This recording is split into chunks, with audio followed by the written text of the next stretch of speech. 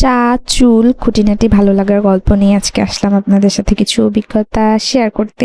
আচ্ছা, আপনারা কি ইদানিং খেয়াল করেছেন যে ইদানিং যে ভালো একটা চায়ের পাতা পাওয়া যায় না? আজকাল চাটা খেয়ে একদম আরাম আরাম লাগে না, পুরোনো স্বাদটাও কেন যেন আসে না।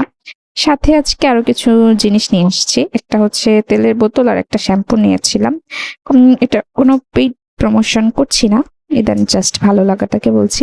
তেলের বোতলটা হচ্ছে মনটা আসলে জয় করে নিয়েছে, বেশ ভালো লাগে। তবে শ্যাম্পুটা আসলে কেমন যেন, মানে আমার জমে নাই, মানে এটাতে কোনো ফেনাও হয় না। অর্গানিক শ্যাম্পু, আই নো, অনেকে হয়তো বা বলতে পারেন, কিন্তু তাই বলে চুলটাতে ক্লিন করবে না, পুরোপুরি ক্লিন করবে সেরকমটা আসলে হয়নি। কেন হলো না আমি জানি না, কিন্তু তেলটা আমি প্রায় ১-১.৫ বছর ধরে ব্যবহার করছি, আমার কাছে খুবই ভালো লেগেছে। যদি কেউ চান দেখে নিতে পারেন। আমার কাছে মনে হয় যে হ্যাঁ, কাজে দিয়েছে। সাথে আরো একটা মজার জিনিস নিয়েছি, ইনস্ট্যান্ট মেহেদি। আসলে আমি নেল পালিশটা ব্যবহার করি না, অ্যাভয়েড করি। তো ইনস্ট্যান্ট নখের মেহেদিটা দিলাম যেন একটু সুন্দর রং আসে, কালার আসে। খুব কম সময়ে দারুণ একটা রং আসে, হ্যাঁ, দেখতেও ভালো লাগে। আসলে জীবনে সবকিছু তো আর এ প্লাস হয় না। কিছু জিনিস ভালো লাগবে, কিছু জিনিস ভালো লাগবে না।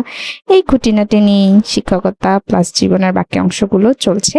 আচ্ছা, আরো একটা কথা বলে রাখি বা জিজ্ঞাসা করতে পারি, আমার এই ভিডিওগুলো আপনাদের কেমন লাগে অবশ্যই জানাবেন। আর হ্যাঁ, আপনাদের কাছে কোন চা পাতাটা ভালো লাগে অবশ্যই কমেন্ট করে জানাবেন।